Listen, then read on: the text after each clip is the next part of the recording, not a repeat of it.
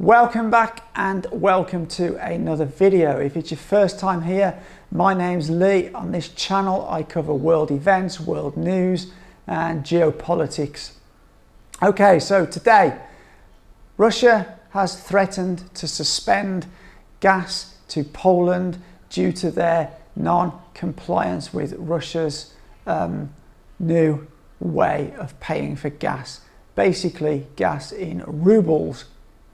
Now, Russia have threatened to cut off the gas supplies on the 27th of April at approximately 8 a.m. if Poland and Bulgaria also do not comply with these new payment methods. So we're going to have a look at a couple of articles from the Financial Times and Reuters that talk about this. So first we're going to look at this report from the Financial Times. The heading, Poland and Bulgaria brace for halt to Russian gas supplies.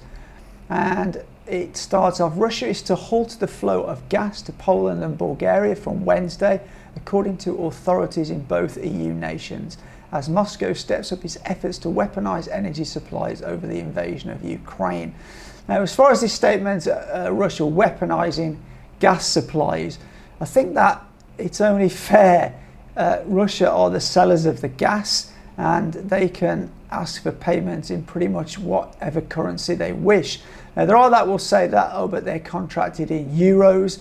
But to be honest, when the EU have imposed so many illegal sanctions on Russia, it's hardly a stretch for Russia to change the payment of the contracts, because for Russia to receive euros or dollars is pretty much pointless. It's like Russia giving the gas away because it can't do anything with those euros or dollars, so it wants rubles. Then goes on to say, and late on Tuesday, Bulgaria's energy ministry says Gazprom has told its state gas company Bulgargas that it would halt gas supplies as of Wednesday as well.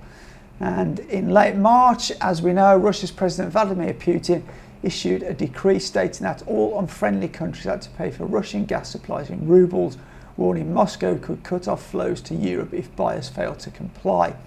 And the Polish gas company PGNiG on Tuesday says it had refused on April the 12th to comply with the Kremlin's decree because it was not legally binding on the group and would violate the supply deal. It added that suspending the delivery of natural gas would be a breach of contract. Well, as I said, due to all the illegal sanctions that the EU have put on Russia, I don't think Russia are really that concerned about them breaking the gas contracts. They've offered an intermediate way for European countries to pay, that those countries can still use euros or dollars, and that they will be converted to rubles by Gazprom Bank. But if countries don't want to go along with that, then unfortunately it seems Russia are not going to supply that gas. And to be honest, why should Russia supply gas for free to those countries who are not willing to pay in the way that Russia has asked them to pay? The report then goes on to say, this is a warning shot to the rest of Europe, says Laurent Rousakis, an energy analyst at S&P Global, who added that drawing in alternative supplies from Germany to Poland would put further pressure on European gas prices. Front-month future contracts tied to the TTF, Europe's benchmark natural gas price, spiked as much as 15% on Tuesday, following local media reports on Russia's plans to suspend gas flows to Warsaw. Officials in Poland, which has been working to wean itself off Russian gas in recent years, moved to reassure citizens that the latest move would not affect gas supplies. Now, although it may not affect supplies to Polish citizens and businesses, it will affect the price, because gas that is not coming into Europe from Russia has to come from somewhere else, and that means then it can't meet its demands, so gas becomes shorter in the market, and that will inevitably push up the price. As we can see from there, gas prices spiked as much as 15% on Tuesday following the announcement. So now we will have a look at this Reuters article, and again, Russia warns Poland, Bulgaria of gas supply cuts on Wednesday. and it talks about the Russian president demanding payments in rubles, although it says that they can still make those payments in euros or dollars, and that they will be converted into rubles by Gazprom Bank. And last week, the European Commission said EU companies may be able to work around Russia's demand to receive gas payments in rubles without breaching sanctions if they pay in euros and dollars, which are then converted into Russian currency. Well, that's exactly what is going to happen. So this is in effect the EU sort of doing a bit of a U-turn, because when Russia first announced this policy, you had all of Europe saying, no, we're not going to comply with that. And then as they've realised that they can't do without Russian gas, they have somewhat backpedaled and says, oh, well, actually it may not be a breach of the conditions and the sanctions, but really it's just the EU capitulating to Russia's demands to pay in rubles. And Poland's gas supply contract with Gazprom is for 10.2 billion cubic meters per year and covers about 50% of national consumption.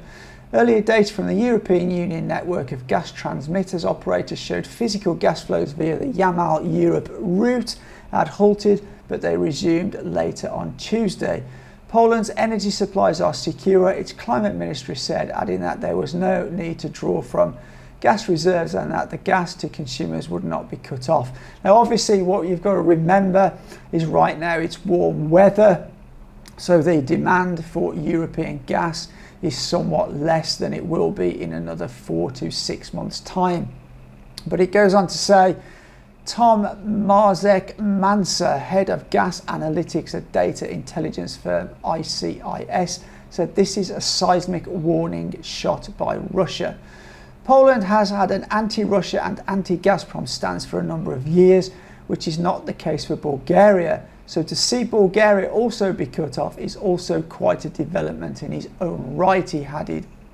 So it seems as though Russia are using this as a warning shot to the rest of Europe. But it does seem, from what I understand, that the largest consumers of Russian gas, Germany, do not look like they're going to stop paying for Russian gas and are quite happy to go along with what Russia have indeed asked for, and they will deposit the euros in Gazprom Bank. Gazprom Bank will then convert to rubles, and those rubles will be paid to the Gazprom company within Russia. So as you can see from that, it's clear that Russia are carrying through what they said they would do.